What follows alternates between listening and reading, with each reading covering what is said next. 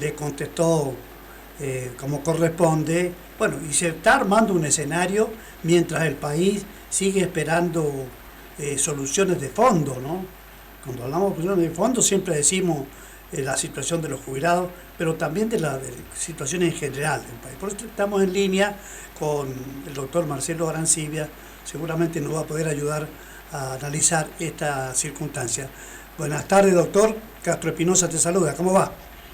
Buenas tardes, Carlos. Un saludo a vos y a todas las audiencias de la radio. Bueno, muy bien. Muchas gracias.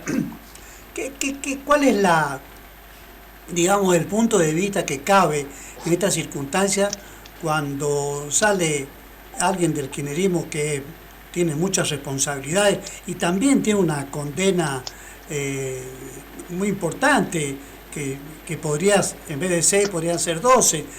Cristina Fernández de Kirchner por la causa vialidad. Creo que hay gente que no tiene, digamos, que salir a hablar con este cartel en la frente es verdaderamente nefasto, ¿no? Bueno, a Cristina no le preocupa el qué dirán de la parte de la sociedad que ya no la acompaña. No le interesa, creo yo, la opinión del antikirchnerismo. Claro. Lo que creo que Cristina Fernández de Kirchner pretende hacer con esta carta es posicionarse como referente de la oposición de Javier Milei. Creo que ha encontrado Cristina un contendiente para, bueno, seguir cavando y dividiendo en grieta a la sociedad argentina. Ya de por sí Milei es una grieta en sí misma, y me parece que, bueno, Cristina ha encontrado, bueno, un contendiente que tiene tal vez la misma lógica de dividir la sociedad entre los que me apoyan y los que están en contra. Para Cristina, los que están en contra éramos la antipatria, la sinarquía, la dictadura, el Fondo Monetario. Bueno, Milei también utiliza esa lógica de los que no están con las fuerzas del cielo, son corruptos, son privilegiados, bueno, y una serie de cosas que ese hombre dice y que bueno, provoca la división de la sociedad. Me da toda esa sensación que lo que Cristina pretende, bueno, centralizar en su figura a la oposición de Milei frente a un escenario muy complicado donde lo político está afectando lo económico, y si esto se profundiza y Milei no puede cumplir con su promesa electoral, que es controlar la inflación, más allá del método que quiere utilizar,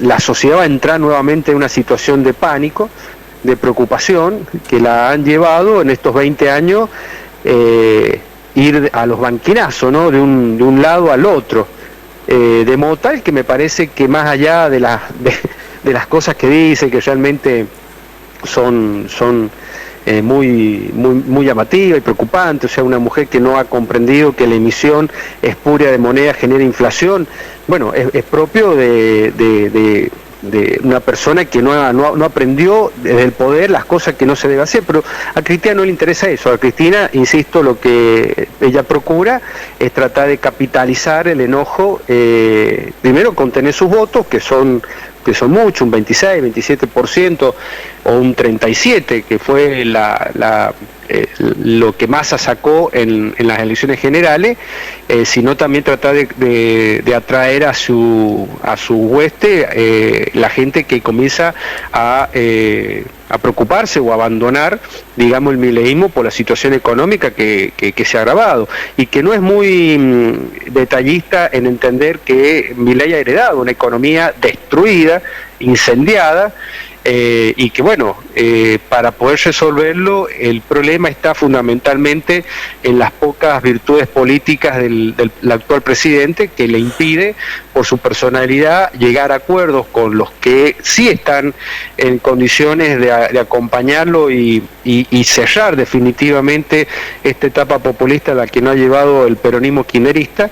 Pero bueno, para él lo dogmático está por encima de lo práctico, y este es un escenario que Cristina me parece que no lo quiere dejar pasar y lo quiere aprovechar. Dice Cristina, un showman en la Rosada, afirmando que la Argentina atraviesa su tercera crisis de deuda, cuando en rigor de verdad no habla un ápice de los 15.000 o 16.000 millones de dólares de esta causa de YPF que tienen los fondos buitres, ¿no? Claro, por eso las omisiones de Cristina son espantosas. No solamente el desastre que ha hecho con YPF y esa sentencia que está ahí para embargar el futuro de muchos argentinos, de 16.000 millones de dólares, producto de su impericia, su absurdo económico y político, sino también un país que dejaron con el 220 de inflación en el último año y más de 1.000% en sus 4 años de gobierno junto a Alberto Fernández. Claro. Además de haber llevado la pobreza y la indigencia a extremo inusitado, de habernos aislado del mundo, bueno, haber intentado destruir la democracia de adentro, es decir, pero insisto, Cristina no le interesa, no se pone colorada por decir estas cosas. Ella no hay que pedirle una autocrítica porque nunca lo va a tener, porque ella se cree infalible y absoluta. Por eso a mí me preocupa que el actual presidente Milei tenga rasgos, características muy parecidas a la de Cristina, con una visión económica diametralmente opuesta a la de ella, pero en definitiva el problema que tiene el país es un problema político y se resuelve en términos políticos, y nosotros estamos en una democracia. Y en esa democracia constitucional hay que gobernar con una justicia independiente, con un parlamento que no es una escribanía, en una democracia federal donde hay gobernadores que también han sido elegidos y que también tienen su responsabilidad ante la sociedad. Por eso a mí me genera una gran angustia esta apuesta a todo o nada que hace Milei, donde no estar de acuerdo con una coma inmediatamente te estigmatiza a él y las redes sociales como un traidor, como un corrupto, como casta, ¿no? Como él dice, y permite que, bueno, Cristina empiece a sacar pecho, empiece a agrandarse y a creer que ella sigue siendo una opción política en el país. Eso sería realmente dramático, que el fracaso eventual del gobierno de Milei la vuelva a poner a Cristina en el centro de la escena política argentina. Claro, quizá esté tratando de ver de qué manera logra con estas críticas, bueno, encontrar en algún momento la impunidad que no está logrando, y que sin duda alguna este Congreso tan abierto, con muchas expresiones, pero donde no hay un consenso, ni siquiera para sacar leyes. ¿Cuál es tu análisis con respecto a este fracaso de la ley ómnibus, y qué opinas del llamado que ha hecho rápidamente Milei a la hora de elegir a Mauricio Macri como, digamos, y el PRO, que lidera él, tratando de que a partir de eso, digamos, gobernar un país? Yo creo que está pensando más en que Macri o el PRO le puede traer peronistas que no están de acuerdo para nada con Cristina, ¿no? Bueno, primero vuelvo a sostener que para mí tanto el DNU como la ley ómnibus son claramente inconstitucionales, fundamentalmente el DNU. Hay muchas razones técnicas constitucionales para explicarle a la audiencia, pero me parece que lo central que hay que decir es que uno esperaba, y eso era la propuesta originaria de un Juntos por el Cambio, que ante la sociedad dejó de ser una opción, que la reforma profunda que la economía argentina necesita tiene que ir de la mano de un sistema institucional y constitucional que se respete. Por ejemplo, vos fijate en el caso de la ley ómnibus, lo bueno que hubiese sido haber tratado fragmentadamente cada tema para que el Congreso fuera y haciendo los cambios estructurales y hasta culturales para salir de esta economía populista que ha fracasado. En la época de los romanos, estamos hablando de más de 2000 años atrás, había un decreto de un emperador que prohibía al Senado tratar leyes ómnibus, es decir, en una misma ley, una misma orden, tratar diversos temas. Había que ir tema por tema. Pasó mucho tiempo, y muchísimo tiempo, y el constitucionalismo norteamericano adoptó esa regla, vieja regla romana, y actualmente 43 de los 50 estados que conforman los Estados Unidos de Norteamérica, empezando por Illinois en el año 1822, prohibió los proyectos ómnibus, es decir, ninguna legislatura estadual en estos 43 estados de los Estados Unidos pueden tratar leyes ómnibus. Acá de las leyes ómnibus se han hecho algo habitual, fundamentalmente del menemismo a la fecha, y terminan siendo muy dañinas porque vos terminás discutiendo cuestiones en una misma bolsa que no tiene nada que ver la economía con que los jueces usen toga. Entonces generás una confusión y modificar el sistema institucional, o lo pretendés modificar de cabo a rabo, que terminan todos esos experimentos mal. Por eso hay que aprender y hay que observar lo que se hace en las democracias que funcionan y que tienen muchos años en este respeto a lo legislativo. Yo creo que Milei tendría que haber mandado la cantidad de leyes necesarias para llevar a cabo su plan de gobierno, y la legislatura la aprobará totalmente o parcialmente, y alguna la rechazará, pero tiene que aceptar la cuestión del Congreso, o en todo caso lo que tiene que hacer es política en el Congreso, y no lo que han hecho con la ley ómnibus, que al final ha quedado demostrado que es un bloque, el de la Libertad Avanza, improvisado, que no sabían que al volver a comisión el proyecto, todo lo que se había avanzado terminó en la nada. Entonces, bueno, creo que tenemos este problema de que no se quiere aceptar la regla de la Constitución, el respeto democrático a la voluntad popular, que no es solamente el 56% que lo acompañó en el balotaje. Hubo una elección general que distribuyó el 50% del Congreso y un tercio del Senado, y eso es lo que hay.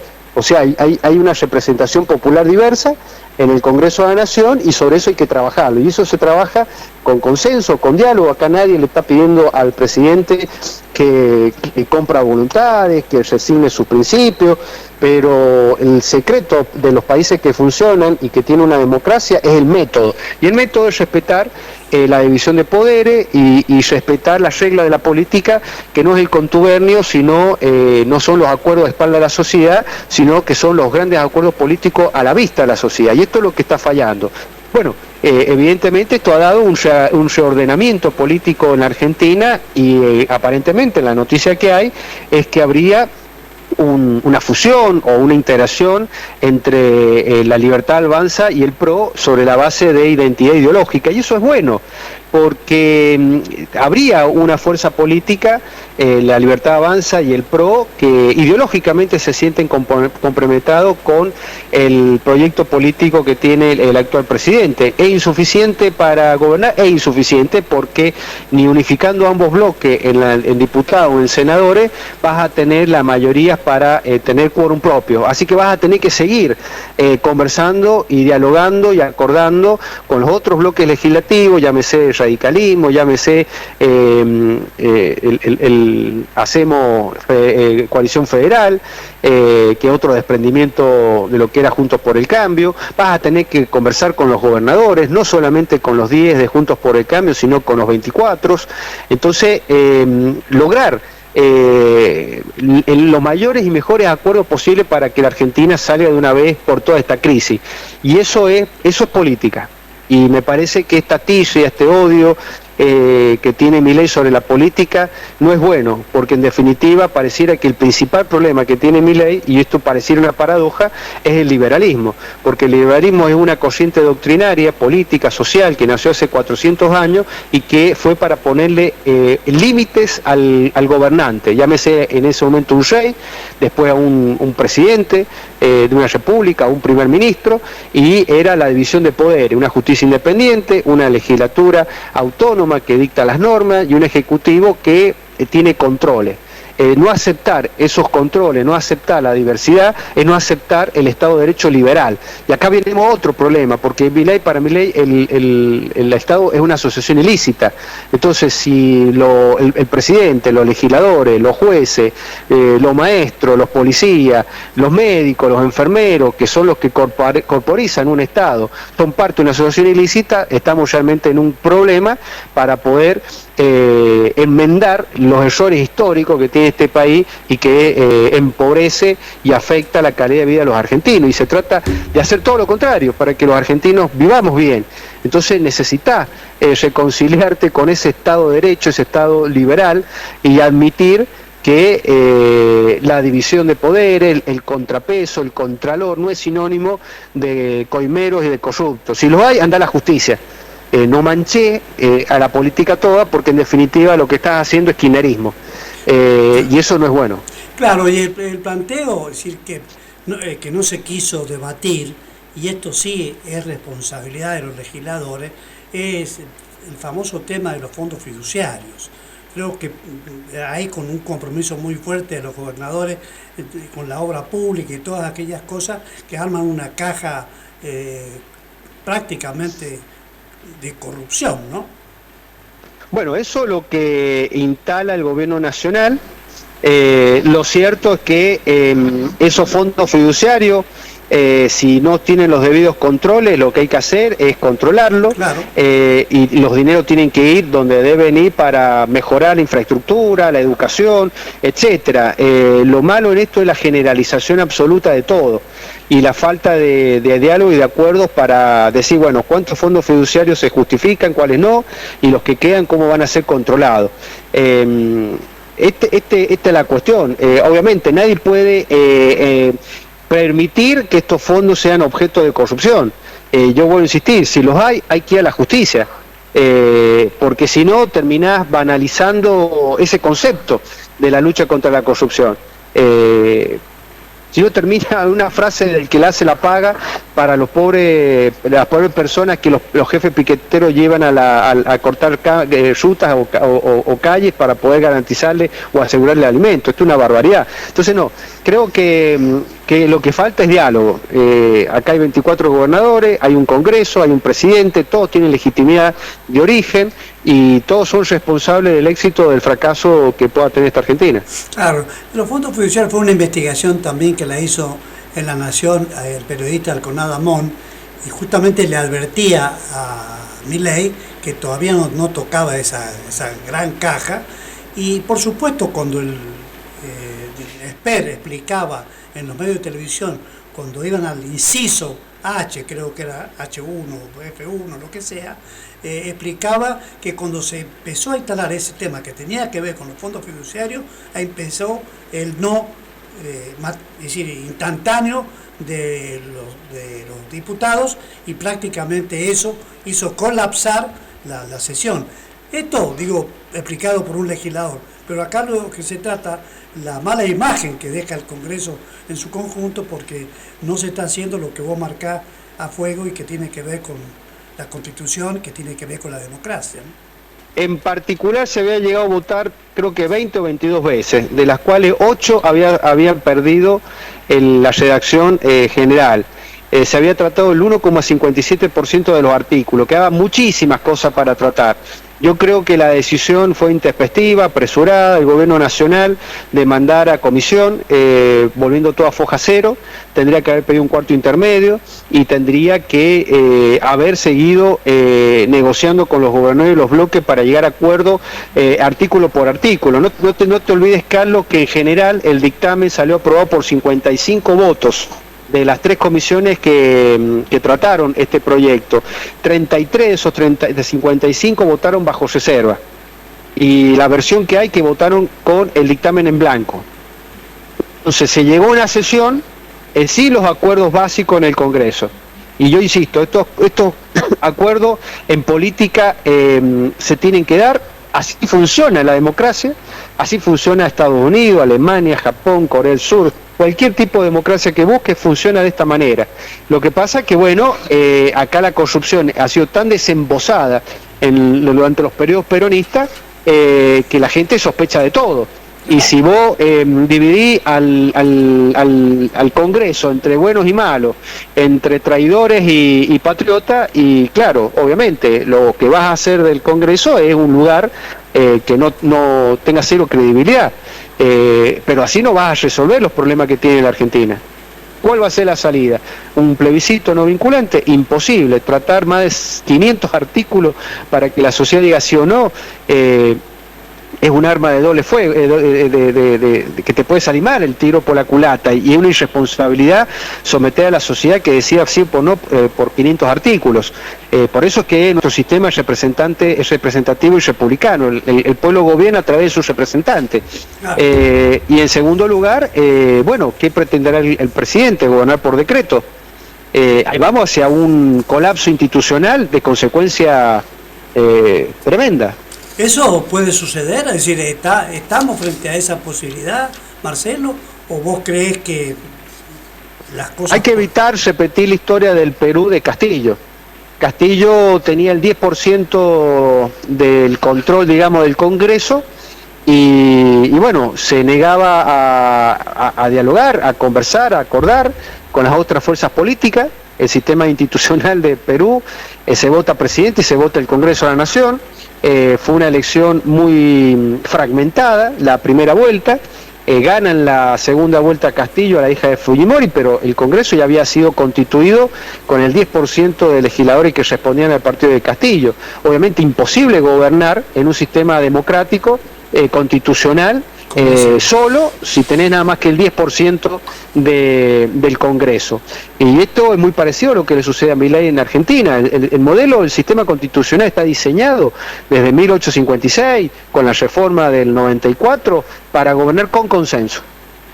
Entonces, si vos pretendés gobernar por decreto, y bueno, y esos decretos luego la justicia te lo declara nulos o inconstitucionales, ¿qué vas a hacer? ¿Arremeter contra la justicia? Claro. Esto lo quiso hacer Castillo, no le salió. Lo hizo Fujimori y le salió. Bueno, así los países no logran resolver sus problemas. Claro, tampoco avanzan. Y todo hecho sabiendo que tenés en el campo opositor a personajes tan nefastos como Cristina, pero se le da la posibilidad a Milei de llegar a acuerdos con sectores sensatos. No todos son cristinistas.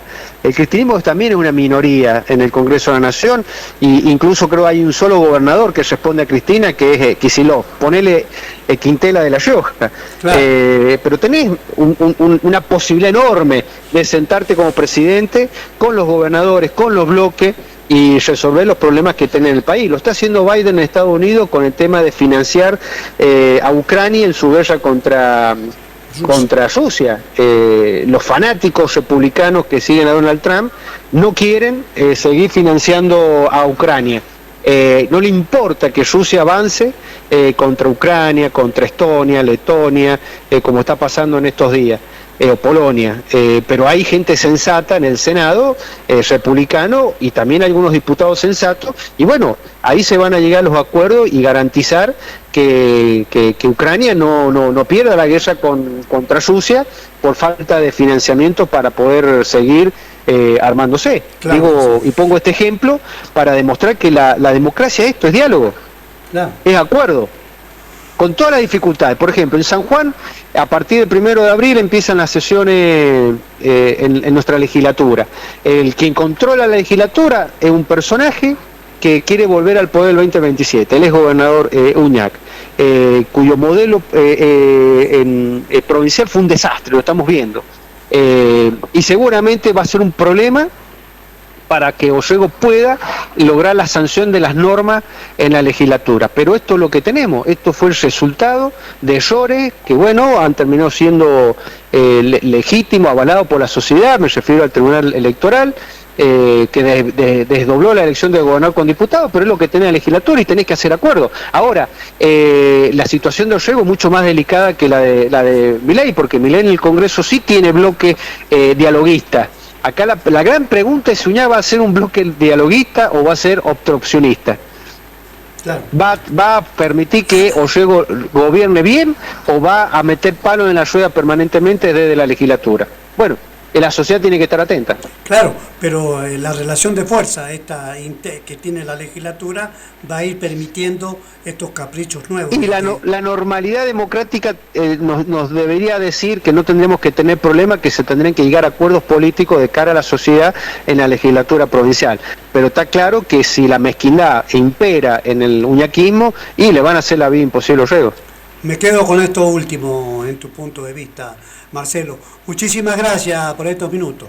No, por favor, muchas gracias a vos. Con nosotros Marcelo Arancibia, ¿no? Completito, clarito, en el escenario nacional y el remate para lo local, donde pone con claridad la situación que va a imperar cuando a partir del mes de abril comience la actividad parlamentaria de la mano de una gestión que ha inaugurado en este caso el Frente de todo, es decir, digamos, Marcelo Rego, pero también